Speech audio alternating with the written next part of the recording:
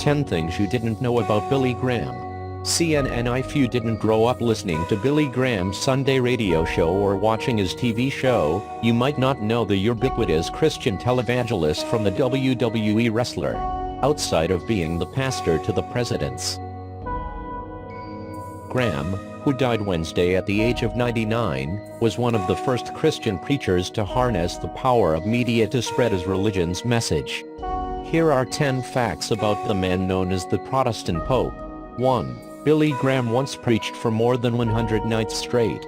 Every night for 16 consecutive weeks, Billy Graham addressed the sold-out audiences in New York's Madison Square Garden at a so-called New York Crusade in 1957. The event was only supposed to last for 6 weeks. 2. He's met with 12 post-war presidents. From Harry Truman to Barack Obama, Billy Graham knew them all, attending the inaugurations of 6 presidents and delivering the invitations for 2 George H.W. Bush and Bill Clinton. 3. He helped George W. Bush stop drinking. In his 2010 book Decision Points, former President George W. Bush said he was actually drunk when he first met Graham at his parents' family home in Maine in 1985. The two talked extensively the next day, and later, Graham sent Bush a Bible and that he said helped him to better understand Christianity and change his life. 4. He apologized for anti-Semitic remarks caught on tape with President Nixon.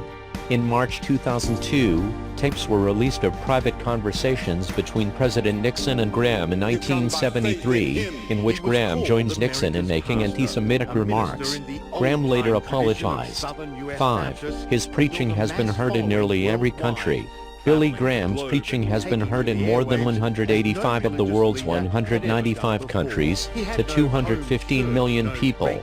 6. More than 1 million people came to see him on one day.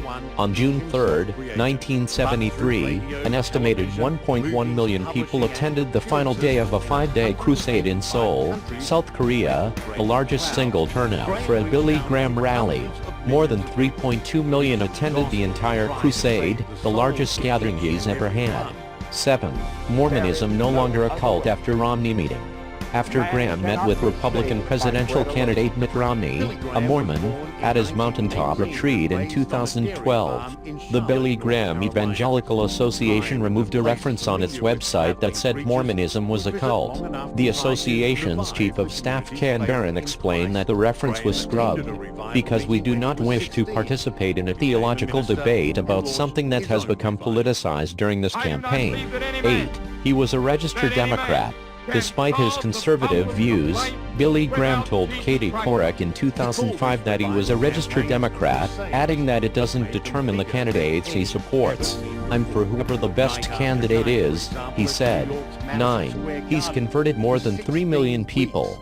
While the actual number is unknown, at least 3.2 million people have decided to convert to evangelical Christianity as a result of his preaching, according to William Martin's book, A Prophet with Honor: The Billy Graham Story. 10. To preach the gospel, and I must continue until he gives the signal that I'm to stop. Preaching kept him away from the birth of his first child. Billy Graham missed the birth of his first child, Virginia, known as Gigi, in 1945 because he was away on a preaching trip. In his autobiography Just As I Am, Graham talked about the sacrifices his wife Ruth made raising the couple's 5 children. "What I missed," he wrote, "and what Ruth missed by not having me to help her. Whenever I did get home, I got a crash course in the agony and ecstasy of parenting. If Ruth had not been convinced that God had called her to fulfill that side of our partnership and had not resorted constantly to God's word for instruction and to His grace for strength, I don't see how she could have survived."